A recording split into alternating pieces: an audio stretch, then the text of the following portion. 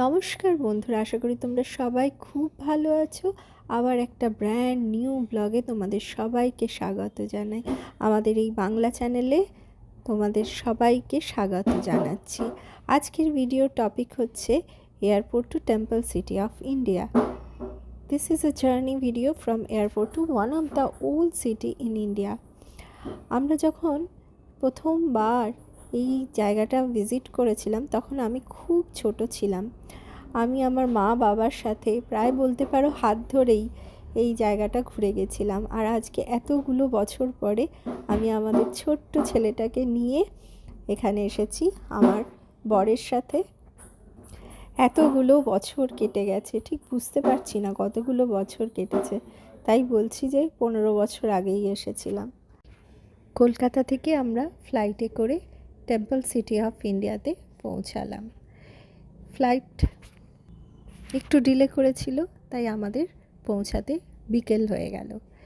এরপরে এয়ারপোর্ট থেকে বেরিয়েই একদম সোজা অটো স্ট্যান্ডে চলে গেলাম।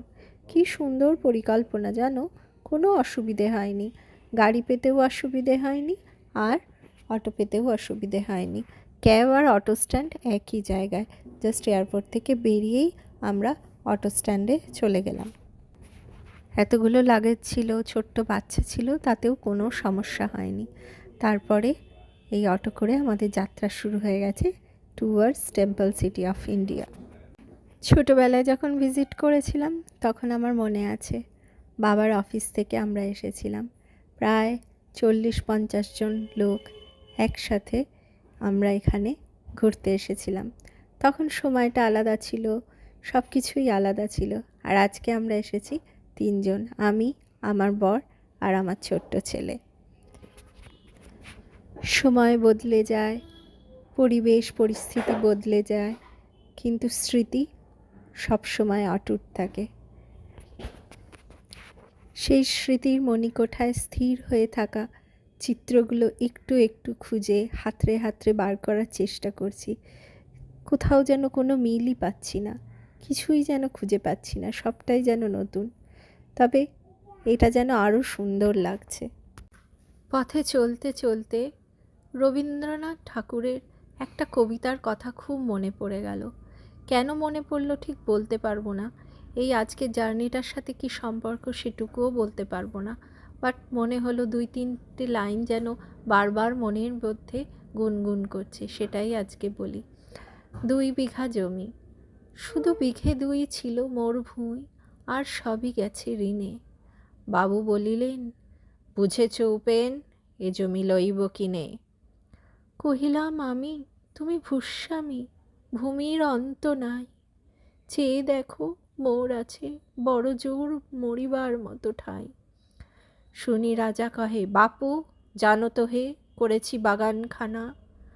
পেলে 2 বিঘে প্রস্থে, ওদিকে সমান হইবে টানা, ওটা দিতে হবে। কহিলাম তবে, বক্ষে জুড়িয়া পানি সজল চক্ষে, করুণ রক্ষে করিবেন গরিবের ভিটেখানা। সব কথাগুলো মনে নেই, একটু বলবার চেষ্টা করলাম। দেখতে দেখতে প্রায় 5 কিলোমিটার রাস্তা আমরা চলে এলাম, আর আমরা পৌঁছে গেলাম আজকের গন্তব্যস্থল টেম্পল সিটি অফ ইন্ডিয়া। শহরটাকে যত দেখছি ততই যেন ভালোবেসে ফেলছি। কি পরিষ্কার পরিচ্ছন্ন, এত পুরনো শহর তাও কত পরিষ্কার পরিচ্ছন্ন। রাস্তা দিয়ে চলতে চলতে দেখতে পাচ্ছি কত পুরনো সব মন্দির। প্রায় অন্ধকার হয়ে এসেছে, সব কিছু খুব ভালো করে দেখা যাচ্ছে না, তবুও যেটুকু দেখতে পাচ্ছি তাতেই যেন মন ভরে যাচ্ছে। আমরা যাত্রা শুরু করবার আগেই গেস্ট হাউস বুক করে নিয়েছিলাম।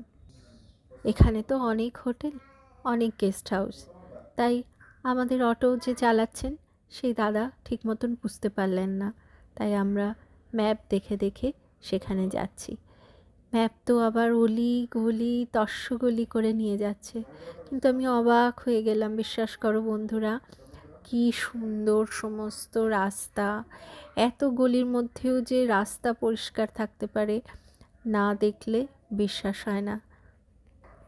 সমস্ত দেয়ালে সুন্দর করে চিত্র আঁকা রয়েছে, এত অপূর্ব সব পেন্টিং।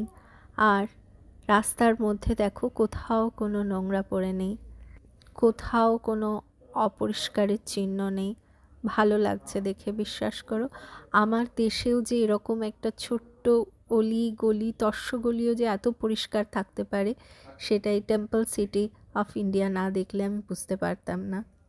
বন্ধুরা, আমরা পৌঁছে গেলাম। আজকে এখানেই শেষ করছি, না হলে ভিডিওটা অনেক বড় হয়ে যাবে। আবার দেখা হচ্ছে খুব তাড়াতাড়ি। বন্ধুরা ভালো থেকো, সুস্থ থেকো। আবার ফিরে আসছি খুব তাড়াতাড়ি।